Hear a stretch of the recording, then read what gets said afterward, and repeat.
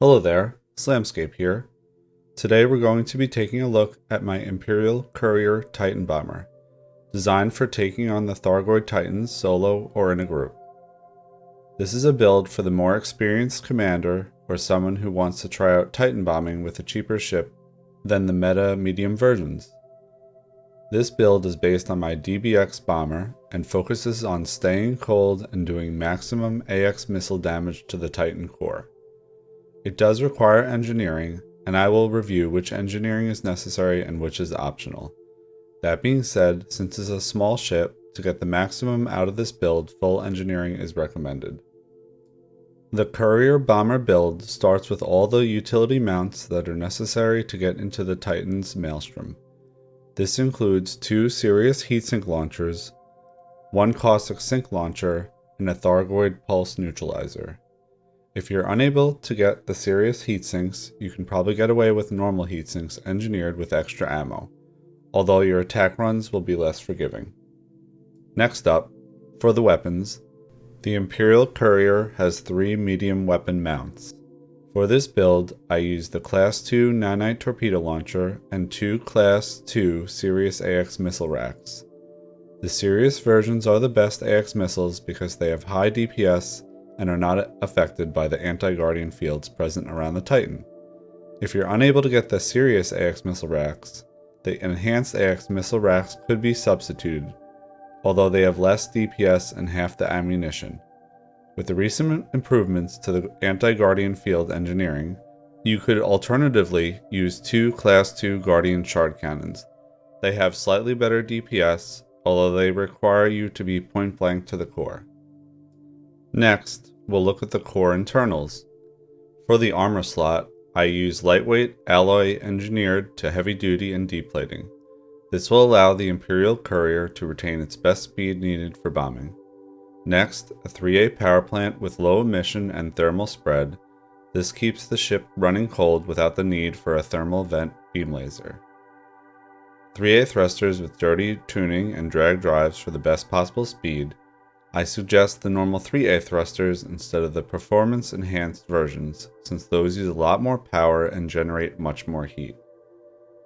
For the frameshift drive, I used the 3D SCO version, engineered with increased range, and the stripped-down experimental. This lets the ship stay lightweight but still retain a decent jump range.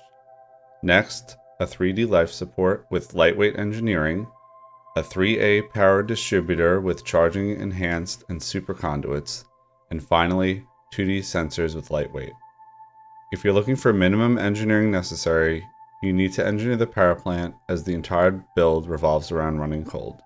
Next, I would say engineering the thrusters is just as essential, but even 1 grade into dirty drives would make a huge difference. Next, under optional internals, we slot in a 3D module reinforcement, a 3D repair limpet, a 2B AFMU, next 2 of the 2E cargo racks to carry up to 8 repair limpets. Finally, we have 2 1D module reinforcements and a 1D hull reinforcement engineered with heavy duty and deep plating to add a little bit of strength to our armor. I'm leaning more into module reinforcements than hull reinforcements because this build is about avoiding damage. If I do take damage, it's a lot quicker to repair my hull than it is to repair all of my individual modules. Having 3 module reinforcements ensures maximum module protection. With maximum engineering, you should wind up with a top speed of around 418 and a boost of 567, around 400 armor, 1400 worth of repair, and an idle running temperature of about 12 to 14%. The whole strength of this build is running cold and moving fast to hit the Titan vents and heat core, either solo in a wing. The build is reliant on synthing heatsinks, which require basic conductors and heat conduction wiring. The best way to get those filled up is to do missions for biotech conductors and finding proto-heat radiators at high-grade emission sources in independent high-pop systems in a boom state, then trade down at a material trader. Next, we'll take a look at the build in action and walk through the steps necessary to do a successful bombing run. The first thing you need to do once you make it through the maelstrom and into the Titan's vicinity is to reduce your power output.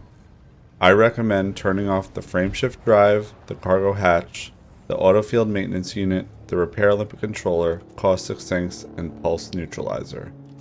I usually have the cargo hatch, AFMU, and repair limpets turned off at all times, and turn on each as needed. Lowering power output helps lower your ship's passive heat generation. Once your ship's heat is below 20%, you can make your way over to the Titan to set up your attack run. Wait near the Titan vents for them to open. I tend to orbit the Titan at speed, so I can hit more vents.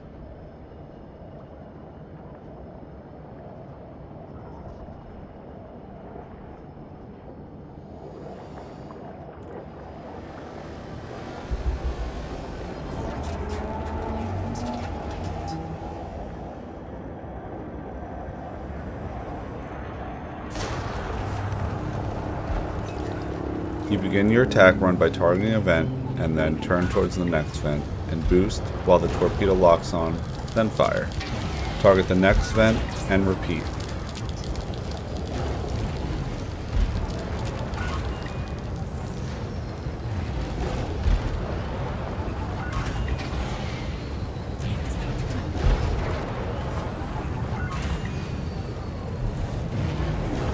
Continue this until you hit 6 to 8 of the vents, depending on your comfort. Then make your way underneath to the heat core. I recommend using a heatsink whenever your heat hits around 25 to 30% while attacking the vents. This will keep the turrets and other Thargoids from aggroing. Once you've hit all the vents you want, make your way toward the Titan's heat core, which is on the opposite side. Once the core opens, start firing your AX missile racks and pop heat sinks when your heat is above 20%. If done correctly, you'll probably only need to use 1 to 2 heat sinks while attacking the core.